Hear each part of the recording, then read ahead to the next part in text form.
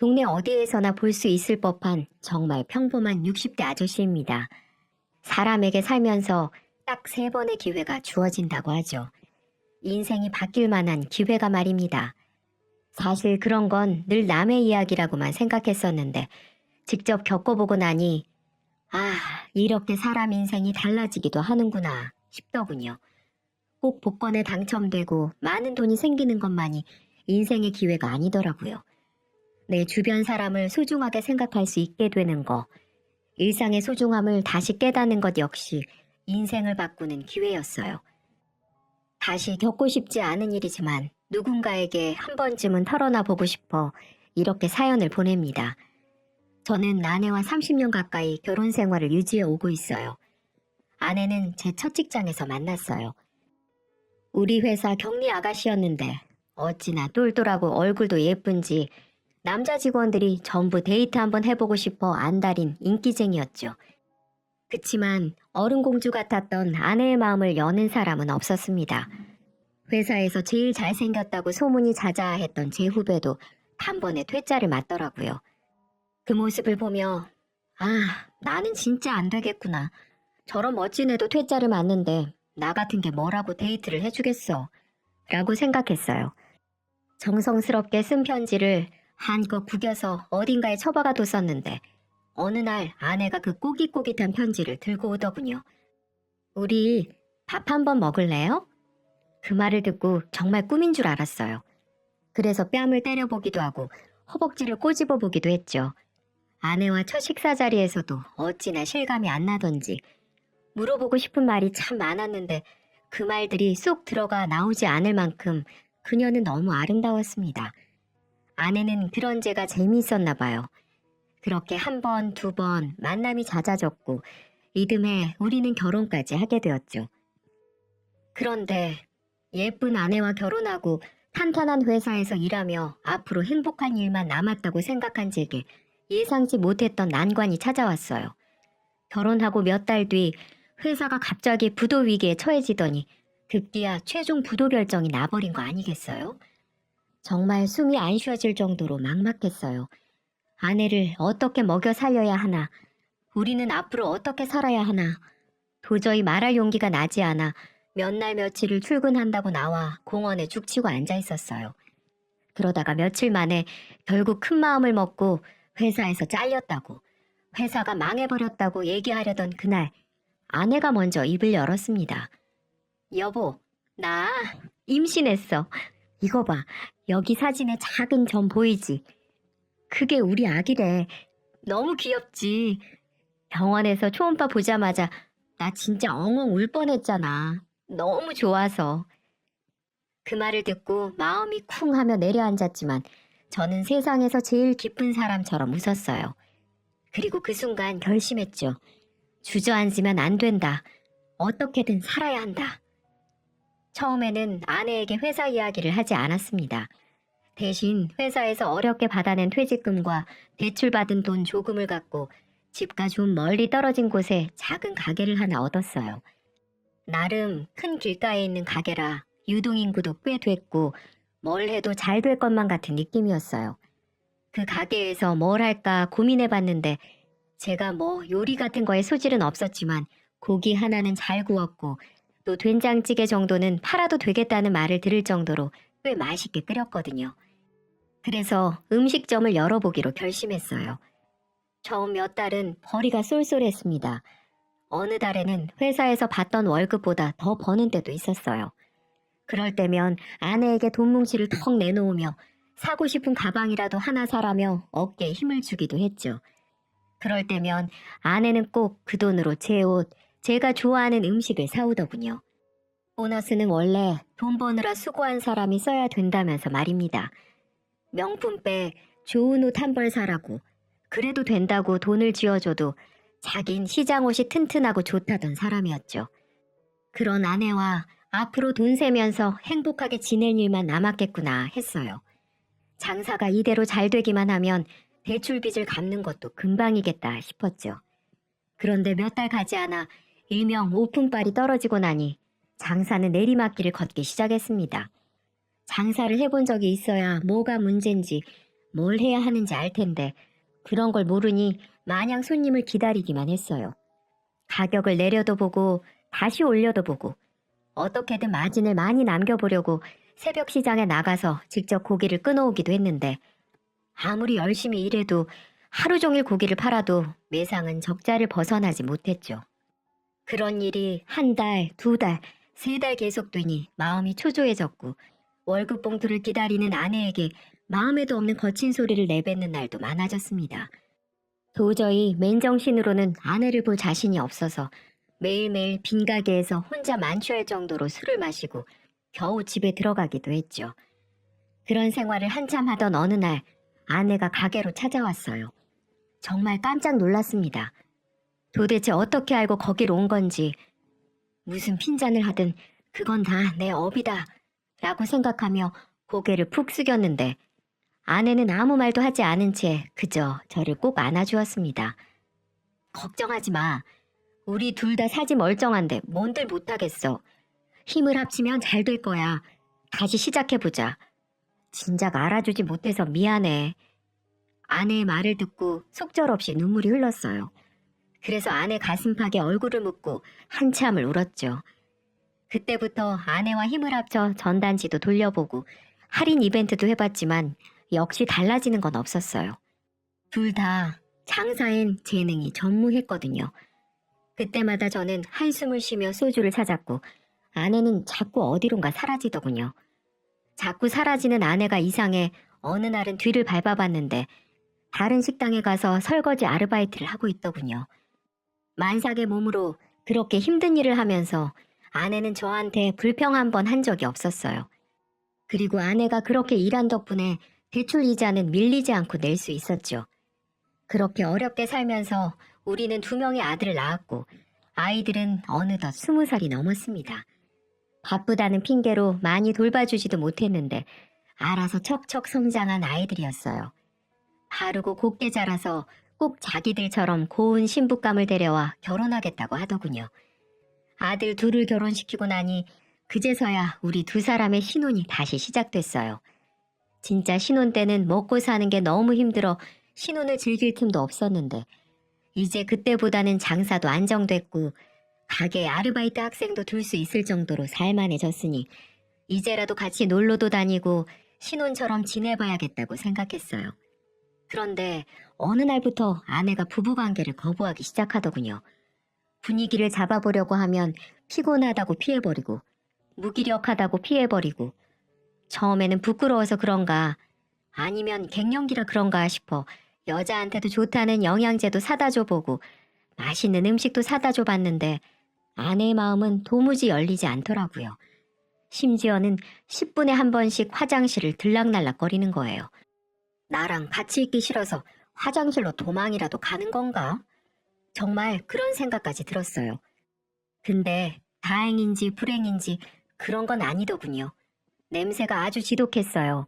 오죽하면 제가 냄새 나니까 화장실 문 좀 살짝 열고 다니라고 할 정도였어요. 한 번 들어가면 20분, 30분씩 안 나오는데 나오고 또 10분 있으면 들어가고 또 그렇게 30분 만에 나왔다가 또 10분 만에 화장실로 들어가 버리니 저도 미칠 노릇이었어요. 게다가 다이어트를 얼마나 열심히 했는지 하루하루 눈에 띄게 말라가더라고요. 얼마 지나지 않아서는 처녀 때보다 더 마른 몸매를 갖게 됐죠.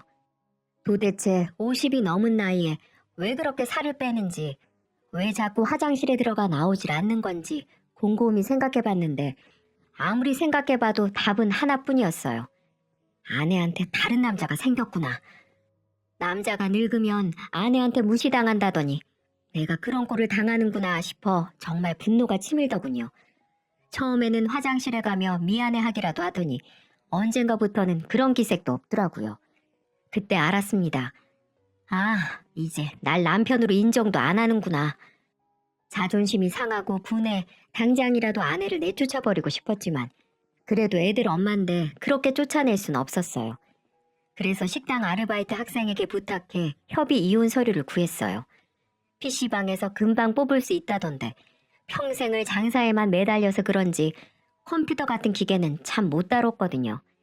그렇게 얻은 서류에 제 인적사항을 적고 마지막으로 도장까지 찍은 뒤 침대 옆 협탁 서랍에 넣기 위해 서랍문을 열었어요. 아내가 아침에 일어나면 가장 먼저 확인하는 곳이었으니까 그곳에 넣어놓고 잠시 나가 지낼 생각이었어요. 그런데 비어있을 줄 알았던 서랍에 낯선 서류들이 들어있었습니다. 병원 마크가 선명히 새겨진 서류가 말이죠. 이게 뭐지 싶어 반사적으로 손을 뻗었습니다. 그리고 몇 장 안 되는 서류를 읽고 또 읽으며 저는 제 눈을 의심했어요. 혹시 내가 노망이 났나? 한글을 못 읽나? 내가 잘못 읽고 있는 거겠지? 하지만 아무리 보고 또 봐도 내용은 같았습니다. 조직 검사 결과 대장암으로 확인됨, 빠른 시일 내에 수술 요함. 알 수 없는 영어들 사이에 그 문장만큼은 똑똑히 읽을 수 있었어요. 그리고 그 서류 맨 위에는 아내 이름이 선명하게 적혀 있었죠. 분명 이름도 생년월일도 아내가 맞았어요. 그리고 그 서류가 발급된 날짜는 고작 일주일 전. 그제서야 아내의 이상한 행동들이 머릿속을 스쳐 지나갔습니다. 저는 곧바로 휴대폰을 꺼내들고 대장암 증상을 검색했어요. 무기력감, 피로감, 갑작스러운 체중 감소, 장에 가스가 차는 증상, 배변 습관의 변화까지 아내가 보이던 이상한 행동들은 하나같이 대장암 증상이었습니다. 또 화장실에 들어갔다가 한참 만에 나오는 아내를 붙잡고 물었어요. 이게 대체 뭐냐고. 아내는 입을 다물고 있다가 한참 만에야 눈물과 함께 말을 쏟아냈습니다. 우리나라 참 좋은 나라야. 나이 50이 넘어가니까 건강검진할 때 대장암 검사라는 걸 해주더라. 그것도 무료로. 그래서 한번 받아봤어. 어차피 공짜니까 별일이 없겠지만 다들 50 넘으면 해본다길래. 그런데 건강검진 결과가 나왔는데 대장암이 의심되니까 진료받으라고 하더라고. 그게 언젠데? 3년 전쯤. 아내는 이미 3년 전에 대장암 의심 판정을 받았던 거였어요. 그럼 병원을 왜 이제야? 그게 막상 그런 결과 받으니까 너무 무섭고 병원비도 아까웠어. 그때 당시엔 별다른 증상도 없었고 그래서 괜찮겠지 했어. 그게 의심 판정을 받는다고 꼭 대장암이라는 건 아니라길래. 저는 아무 말도 하지 못하고 아내의 다음 말을 기다렸어요. 근데 시간이 지날수록 몸이 자꾸 이상하더라고. 화장실도 자꾸 가게 되고 배도 너무 아파서 작년에 병원에 가봤는데 이미 대장암으로 발전됐다고 그러더라. 꽤 진행된 상태라 빨리 수술 받으라는데 수술비가 어디 한두 푼인가? 가게는 또 어쩌고 애들도 걱정할 거고. 이 바보 같은 여자야. 그게 다 뭐야? 그런 생각을 왜 해? 그렇게 아팠으면 나한테 얘기를 했어야지. 3년 전에 병원에 갔어야지. 마음은 그렇지 않은데 저도 모르게 고함이 버럭 나왔어요. 평생 고생만 시켰는데 늙어서까지 돈 걱정만 하게 만든 것 같아서 제 자신을 용서할 수가 없더군요. 저는 곧바로 아내 앞에 무릎을 꿇었어요. 미안해. 난 그런 줄도 모르고 당신이 바람피는 줄 알았어. 다른 남자 생긴 줄 알고. 저는 흐느끼며 바닥에 흩뿌려진 이혼 서류를 다 찢어버렸습니다. 그 모습을 본 아내는 말없이 앉아 저를 안아주더군요. 제가 회사에서 잘린 걸 알았던 그날처럼. 저는 그런 아내를 부둥켜 안고 아이처럼 엉엉 울었습니다. 한참 동안이나요. 그렇게 한참을 울고 나니 그제야 정신이 들더라고요. 이렇게 울고만 있을 때가 아니다. 어떻게든 아내를 살려야 된다. 그래서 가게 문을 닫고 본격적으로 전국을 돌아다니기 시작했죠. 수소문을 대장암 권위자라는 의사 선생님들이 계신 병원을 모조리 찾아냈어요. 국립병원, 기업병원, 하다못해 시골에 있는 허름한 개인 병원까지 할 것 없이 아내를 데리고 전부 찾아갔어요. 다시 정밀 검사를 받아본 결과 다행히 대장암 말기는 아니고 2기 정도라 정말 운이 좋은 케이스라고 하더군요. 게다가 암덩어리가 항문 근처에 있으면 항문을 포기하고 장루를 뚫어 평생 배로 배변 활동을 해야 했을 텐데 아내는 암덩어리가 멀리 떨어져 있어서 항문도 얼마든지 살릴 수 있다고 하더라고요. 다만 수술을 하기에 아내의 체력이 너무 낮은 것이 문제였어요. 지금 아내분 체력으로는 수술을 하기가 어려워요. 일단 체력부터 길러야 합니다. 체력을 길러야 수술도 하고 체력이 강해져야 암도 이겨낼 수 있습니다. 의사 선생님 말씀에 고개를 끄덕인 저는 대장암에 좋다는 음식들을 찾아다가 매끼 상에 올렸고 가벼운 스트레칭이나 산책부터 시작해 나중에는 아내 손을 잡고 동네 뒷산을 함께 오르기도 했어요. 정상까지 올라가진 못했지만 산 중턱에서 바라보는 도시의 모습도 아름답더군요. 반드시 정상에 올라가야만 끝이고 정상에 가야만 아름다운 것들을 볼 수 있는 줄 알았는데 꼭 그렇지만은 않더라고요. 진작 이렇게 주변을 돌아보며 살아왔다면 어쩌면 조금 더 나은 삶을 살았을까요? 어쩌면 아내가 이렇게 아프지 않을 수 있었을까요? 그렇게 두세 달 정도를 지내고 나니 아내의 체력은 눈에 띄게 좋아졌어요.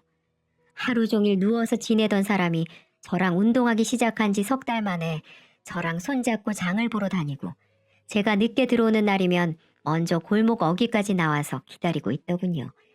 그리고 다음 진료날 의사 선생님으로부터 정말 반가운 이야기를 들었습니다. 피검사 수치들도 좋아졌고 체력도 좋아져서 이제 수술을 시도해 볼 수 있다고 말입니다. 그 말을 들으니 세상을 다 얻은 것 같았어요. 그 순간에도 아내는 수술비를 어떻게 마련해야 할지 모르겠다며 걱정했지만 저는 집을 팔아서라도, 아니 제 장기를 팔아서라도 아내를 살릴 수만 있다면 뭐든 할 각오가 되어 있었어요. 곧바로 아내는 병원에 입원했습니다. 마음 같아선 편안하게 지낼 수 있게 1인실에 입원시켜주고 싶었는데 사정이 사정인지라 사람이 북적이는 6인실에 입원할 수밖에 없었어요. 대학병원의 비싼 병실비를 보며 투덜거렸지만 사실 그건 제 자신을 향한 투덜거림이었어요. 이 나이 먹도록 그 돈도 못 모아두고 뭐했나. 맨날 일한다고 밖으로 싸돌아다니면서 정작 마누라 아플 때 1인실 한번 쓰게 해주질 못하나 하면서 말이에요. 애들 낳았을 때도 병원에서 1인실 쓰는 산모들을 그렇게 부러워하는 아내였는데 전 그 작은 소원 하나 들어주지 못하는 참 못난 남편이었어요. 그럼에도 불구하고 아내는 내내 밝은 얼굴만 보여줬습니다. 이제 속이 후련해. 당신한테 어리광도 부릴 수 있고 이렇게 하루 종일 붙어 있을 수도 있고 그게 뭐 어려운 일이라고 여태 참고 살았어? 그냥 당신은 늘 바빴잖아. 나랑 애들 먹여 살린다고 바빴던 거 다 아는데 어떻게 그런 사람한테 어리광을 부려. 그것도 다 늙어서. 내 눈에 당신은 여전히 젊고 너무 예쁜데? 어리광을 부리든 투정을 부리든 상관없으니까 이젠 혼자 참지 마. 아무것도. 알겠어? 발그레 웃는 아내를 보며 느꼈습니다. 여전히 아내는 여자라는 걸, 사랑받고 싶어하는 여자라는 걸 말이에요. 아이들에게는 끝까지 말하지 말라고 해서 연락도 못하고 저 혼자 아내를 수술실로 들여보냈습니다. 나올 때까지 여기서 꼼짝도 안 하고 있을 테니까 마음 편하게 먹고, 알았지? 아유, 그러지 말고 식사나 하세요. 당신이 잘 먹고 잘 쉬고 있어야 내 마음이 편할 것 같아. 나 수술 잘 받고 나올 테니까 잠도 좀 자고 밥도 좀 먹고 있어. 내 부탁이야. 어? 저는 고개를 끄덕였어요. 5시간의 긴 수술. 전 수술실 앞에서 한 발자국도 움직일 수 없었어요. 그럴 일은 없겠지만, 정말 그럴 일은 없겠지만 혹시라도 아내가 잘못된다면 그 순간에 밥이나 먹고 있었던 제 자신이 용서되지 않을 것 같았거든요. 그렇게 망부석처럼 5시간을 수술실 앞에 버티고 있었더니 담당 의사 선생님이 나오셨어요. 모자와 마스크로 얼굴이 다 가려져 있어서 인상을 쓰고 계시는지 웃고 계시는지 알 수 없어 긴장이 되더군요. 드라마에서 보던 것처럼 미안하다는 말을 하실까봐 얼마나 조마조마했는지 몰라요. 하지만 다행히 의사 선생님은 저에게 미안하다는 말 대신 다른 말을 전해주셨어요. 수술은 잘 끝났습니다. 예상보다 조금 더 걸렸는데 아주 잘 버텨주셨어요. 의식이 돌아오면 병실로 올려드릴 테니까 이제 병실에 가서 기다리세요. 선생님, 정말인가요? 그럼 이제 걱정 안 해도 되나요? 네, 생각보다 상태가 나쁘지 않았어요. 전이도 없었고 암 위치도 무난한 편이라 말끔하게 제거했습니다. 그동안 마음고생 많으셨어요. 회진 때 봅시다. 제 어깨를 툭툭 치며 지나가는 의사 선생님을 향해 몇 번이나 90도로 감사 인사를 전했어요. 그 순간 세상에 어떤 신보다도 위대해 보였고 감사하다는 말로 표현이 안 될 정도로 감사했어요. 안도의 눈물을 흘리며 병실로 올라가 있었더니 1시간쯤 뒤에 아내가 침대에 실려 올라오더군요. 몽롱한 정신 와중에도 수술 부위가 아픈지 계속 인상을 찡그리고 있더라고요. 그래서 간호사에게 무통주사를 부탁했습니다. 무통주사 끊이지 않게 놔주세요. 돈은 얼마가 들어도 상관없으니까 이 사람 좀 안 아프게 해주세요. 네, 남편분이 아주 자상하시네요. 환자분이 많이 행복하시겠어요. 젊은 간호사가 씩 미소 지으며 나가자 아내는 제 팔뚝을 툭툭 치더군요. 무슨 무통주사야. 나 그냥 참으면 돼. 애들도 낳았는데 이까짓 거 못 참겠어? 잠자코 그냥 있어. 당신은 이제부터 그저 아프지 말고 편하게만 있으면 돼. 이제 내가 다 알아서 할게. 당신은 공주님처럼 내 옆에만 있어. 아내는 아픔 와중에도 제 말이 웃겼는지 피식 웃더니 고개를 끄덕이더라고요. 병원에 있는 일주일 동안 정말 행복했어요. 그렇게 얼굴 마주보고 얘기한 게 얼마만인지. 마지막으로 기억나는 아내의 얼굴은 젊은 아가씨의 얼굴이었는데 어느새 주름이 자글자글한 할머니가 되었더군요. 우리는 서로 손을 꼭 붙잡고 그동안 하지 못했던 이야기 보따리들을 다 풀어냈어요. 신혼 때 어려웠던 얘기, 애들 키우면서 힘들었던 얘기, 또 언니의 생일에 갔던 수목원이 예뻤다는 얘기, 다시 태어나도 당신과 살 거라는 얘기, 정말 많은 이야기들을 나눴어요. 그리고 퇴원이 임박했을 즈음 병원비가 만만치 않아 누구한테 빌려야 하나 고민하고 있던 차였는데 옛날에 친구놈이 하도 사정을 해서 들었던 암보험 하나가 생각나더라고요. 반신반의하며 확인해봤더니 다행히 아내의 수술비와 병원비 모두가 보험으로 처리 가능하다고 하더군요. 잊고 살았던 보험 덕분에 병원비는 무리 없이 해결할 수 있었습니다. 아내는 퇴원한 뒤 다시 식당에 나와 장사를 돕겠다고 했지만 제가 결사반대했어요. 평생 물 마를 날 없었던 아내의 손에 이제는 물 대신 다른 게 닿았으면 좋겠다 생각했거든요. 옷도 좀 들었으면 좋겠고 예쁜 가방도 들었으면 좋겠고 말이에요. 그래서 고민 끝에 가게를 아예 정리해버렸습니다. 어차피 생활비만 근근히 벌리던 가게였는데 이참에 다시 취직해서 안정적인 소득을 버는 게 낫겠다 싶었거든요. 그러지 않길 바라지만 재발이 될 수도 있는 거고 어딘가 다른 곳이 아플 수도 있으니까요. 또 자영업보다는 회사를 다녀야 가끔 휴가 쓰고 놀러 갈 수도 있을 테고요. 제 간절한 바람이 하늘에 닿았는지 정말 다행히도 그 후로 아내는 독감 한 번 걸리지 않고 건강하게 지내고 있습니다. 한 달에 한두 번은 저랑 낚시도 가고 마실도 다니면서 다른 평범한 부부들처럼 때로는 신혼처럼 지내고 있어요. 낮에는 직장 일에 밤에는 대리운전 투자까지 뛰며 조금 바쁘게 살곤 있지만 지금이 행복합니다. 내년이면 벌써 수술한 지 5년째라 완치 판정이 내려질 수 있거든요. 완치 판정이 내려지고 나면 신혼 때 못 갔던 신혼여행을 뒤늦게나마 다녀와 보려고 합니다. 아이처럼 신날 아내의 모습을 상상할 때마다 벌써부터 입가에 미소가 지어지네요. 아들 며느리들은 갑자기 변한 저희 집 분위기에 조금 낯설어하는 것 같기도 하지만 내심 좋아하는 것 같아요. 예전에는 집에 잘 오지도 않고 연락도 잘 안 하더니 요즘은 하루가 멀다 하고 지 엄마한테 전화해서 아빠가 뭐 해줬냐, 아빠랑 어디 갔다 왔냐 묻는 것 같더군요. 애들이 가끔 놀리기도 하는지 아내는 애들이랑 통화하다 보면 가끔 얼굴이 붉어지기도 합니다. 그 모습을 보며 저는 또 흐뭇하고요. 소중한 건 항상 곁에 있는데 그걸 우리는 알아채지 못하곤 합니다. 공기처럼 말이에요.